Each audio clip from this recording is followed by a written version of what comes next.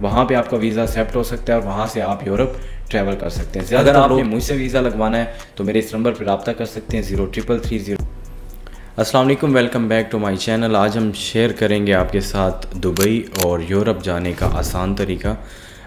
सबसे पहले मैं आपको बताना ये चाहूँगा कि जो लोग सीरियस होते हैं ट्रैवल के लिए उनको सबसे पहले चाहिए कि एक प्लान तैयार करें, उस प्लान के ऊपर काम करें।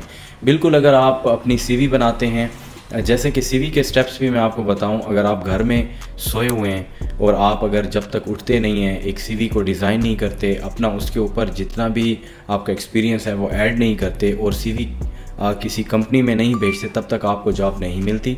इसी तरह जब तक आप वीज़ा के लिए प्लान नहीं करते आप वीज़ा हासिल नहीं कर सकते। आपको प्लान करना चाहिए कि आप किस वीज़ा पे जाके वहाँ पे सेटल हो सकते हैं। सबसे पहले मैं दुबई की बात करूँगा। दुबई जितने भी लोग जाते हैं वो ज़्यादातर चले जाते हैं विज़िट पे। विज़िट वीज़ा एक ऐसी चीज़ है कि वहाँ पे आप विज़िट पे जाके अट्रैक्शन को एक्सप्लोर कर सकते हैं। जैसा कि आप हमसे पैकेज लें 10 दिन का, तो 10 दिन में हम आपको कंप्लीट पैकेज देते हैं कि आपने डे फर्स्ट किस अट्रैक्शन पे विज़िट करना है, डे सेकंड उसमें डेजर्ट सफारी वगैरह है, डो क्रूज़ शो है, उसके साथ जो हेलीकॉप्टर राइड वगैरह, ये जितना भी चीज़ें हैं वो हम आपको पूरा प्लान्ड पैकेज दे सकते हैं। तो वो उन लोगों के लिए पैकेज होता है जो वहाँ पे सिर्फ 6 दिन, 10 दिन, 8 दिन या 4 दिन का टूर करके आ जाते हैं। अगर आपने सेटल होना है, जब आप विज़िट वीज़ा लेके जाते हैं, आप किसी भी कंपनी में जाते हैं, वो आपको वैल्यू नहीं देते क्योंकि उनको पता होता है कि इसके पास शॉर्ट टाइम है, 10 दिन है, 15 दिन है, तो इन दिनों में हमें इसको वीज़ा देना पड़ेगा और अगर हम वीज़ा नहीं देते तो ये यहाँ पे कैसे सेटल होगा। तो वो इसीलिए पहले ही आप जितने टैलेंटेड हों आपकी बात नहीं सुनते। उसके लिए आपको प्लान करना चाहिए कि आप फ्रीलांस वीज़ा लें।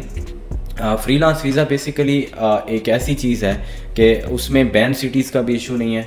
वो एज एम्प्लॉयमेंट वीज़ा आप समझ लें, किसी कंपनी का आपको मिल जाता है, वहाँ पे पहुँचते हैं तो आपको NOC मिल जाती है। इसका मैं थोड़ा सा प्रोसेस आपके साथ शेयर कर देता हूँ। ज़्यादातर लोग मुझे कॉल्स करते हैं, उनके पास अप्रूवल होती है और वो 3-3, 4-4 महीने रुल रहे होते हैं।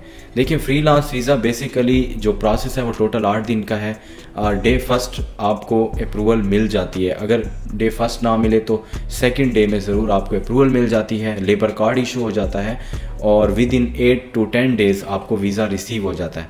इसमें होता यह है कि बहुत सारे ऐसे ट्रैवल एजेंट हैं कि वो सही काम भी कर रहे हैं, लेकिन कुछ ट्रैवल एजेंट ऐसे हैं जो कि रेट 8,000 दरहम है या 9,000 दरहम है, तो वो कहते हैं हम 5,000 दरहम में करके देंगे। तो फिर ज़ाहिर बात है हमारे लोगों में थोड़ी बहुत लालच तो होती है।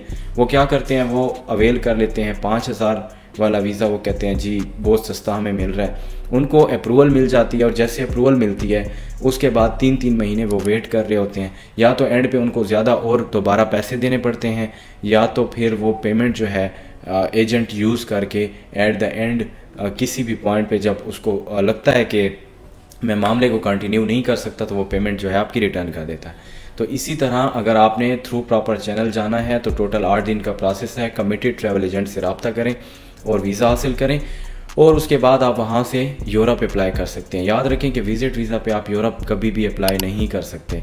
आपको जब तक एमिरेट्स ID नहीं मिलेगी तब तक आप अब्रॉड अप्लाई वहाँ से दुबई से नहीं कर सकते।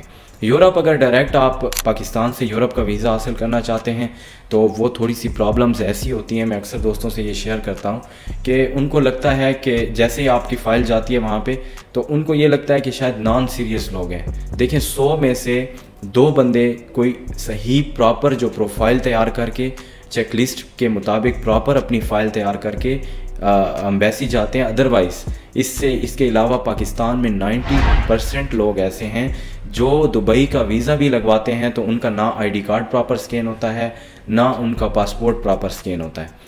तो जब आपकी प्रॉपर डॉक्यूमेंटेशन होगी तो तब आपको वीज़ा मिलेगा। जब 90% लोगों की हालत इस तरह से है कि उनकी फ़ाइल देखने के काबिल ही नहीं होती, तो इसलिए आपको यहाँ पे वैल्यू नहीं मिलती। जब आप मूव कर जाते हैं दुबई तो समझे कि फ़िल्टर हो जाते हैं। ज़्यादातर लोग फ़िल्टर हो जाते हैं कि जो लोग सीरियस थे अब्रॉड जाने के लिए, जो एक्सपेंस कर सकते हैं, जो प्रोसेस करवा सकते हैं, जो घर से बाहर निकल सकते हैं, ज़ाहिर बात है वो इतने टैलेंटेड तो हैं कि वो फ़ाइल तैयार कर सकते हैं।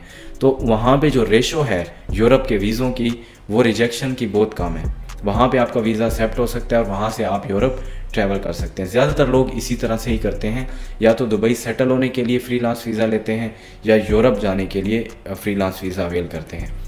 अगर आपने मुझसे वीज़ा लगवाना है तो मेरे इस नंबर पर रब्ता कर सकते हैं 0333054860 पर।